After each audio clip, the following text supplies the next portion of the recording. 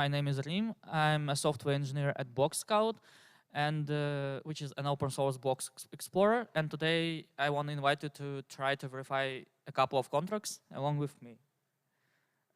Let's start with answering the question, what the contract verification is. When you deploy the contract onto the chain, it is represented as a number of bytes, which Ethereum virtual machine can understand and execute. And there are no solidity or hyper sources stored inside the blockchain. So when indexers index the contract data, all they can see are those two bytecode values, which are contract creation code and contract runtime or deployed codes. But most of the people are not good in understanding the raw sequence of bytes, and what we usually want to see what is represented in the picture below. So we ask our developers to send those sources to us, and we recompile them and check that those actually correspond to the on-chain code values. And this is the contract verification. And today I want to verify a couple of contracts with you. So let's start with the simple one, represented by those two code values here. What do we need from the user to verify the contract? First of all, we need the source files themselves, of course, and let's assume that this tricky storage contract is our potential candidate. It is tricky just because it adds some magic number before storing it inside the storage. That's it. Also, we need the compiler version, which the contract has been compiled with, and the compilation settings. With all that information, our next first step is just to combine all of that into the standard JSON input format, which has all information just in one file.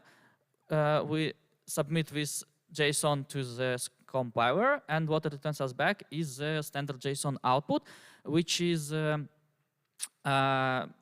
quite big usually, but what is important here for us is that it returns two bytecode values, compiled creation and compiled runtime code values. So what we have to do here is to just take those two bytecodes and compare them. Do they match? Yep, they matches, so that's it.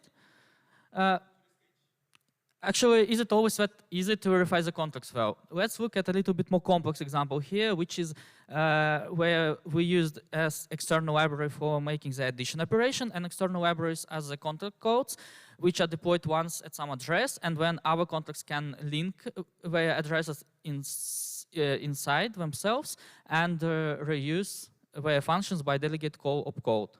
So we'll do the same transformations as before, and we'll get two bytecodes as well. But do they match? Well, we can see that there is a strange, not even a hex part inside the compiled creation code, which does not correspond to the on-chain value. So why it happens? Actually, this is the place where the library address should be put at, but as we haven't provided it to the compiler during the compilation, it just don't know what to put inside, and places some placeholder instead. So, and our question is how to verify such contracts. Luckily for us, there is a special section inside the standard JSON output, which is named link references, and which for each unlinked library contains some information how to where this library address should be placed inside, especially the first byte where it should be placed at, and its length, which is always 20 bytes. So what we need to do is just to take the specified offset value, when take the next 20 bytes from the on-chain code and substitute it inside the compiled code. So do those two byte code match now? Yes, we do, luckily for us. So here we are, just verified the second contract for today. In general, such replacements, we name them code transformations, and those are some actions which may be applied to the compiled code before or after, during the deployment process, and which changes its bytecode a little bit, but which remains the functionality the same. And there are currently 5 of such transformations we know about and support. And we've talked about the libraries, but there are 4 more we don't have time to talk about today, but if you are interested, you might just follow the QR link and see some more information about. So also, I think the last slide, my presentation title was Verifier Alliance, the first part of it. And I haven't talked about that a lot, but if you are interested in that part as well, you are welcome to the panel which will take place today at 5:30 p.m., where Boxscout, Sourcify, and RoadScan, the members of this Verifier Alliance initiative, will describe you this a little bit more and talk about verification as well. Thank you. I think that's it. Thank you, Rim. Do we have questions for Rim?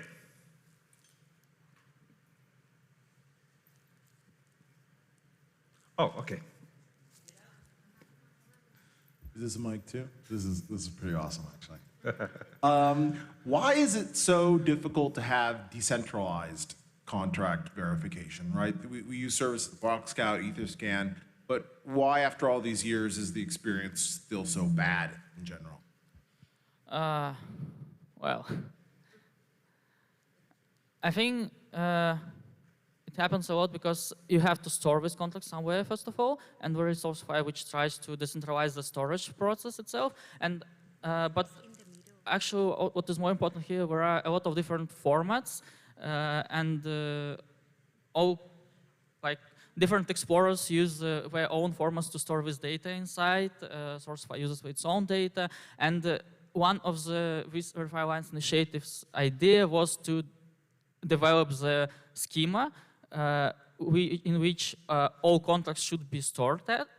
And with that, actually, we are going to have just one database of all verified contracts shared between different verification providers. And I hope that will help to increase the decentralization of this data. So we're going to share some Parquet dumps for that, opens access to the database maybe, and hopefully that will work. All right. Thank you. Shoot. Okay. In the verification part for contracts that use library, looks like we are using the reference bytecode from the deploy bytecode. Is that safe? Yes, that is safe because after the compilation, we've seen that with 20 bytes, that the library address was assumed to be put inside those 20 bytes by the contract code itself, and this address can be anything actually, so we just take the actual value. So we assume that the on-chain code is should also contain the library address at this place and take it as our address. So it's actually safe just because this offset was in the standard JSON output section. All right. Thank you so much for this session. Please help me appreciate our amazing speaker, Rim.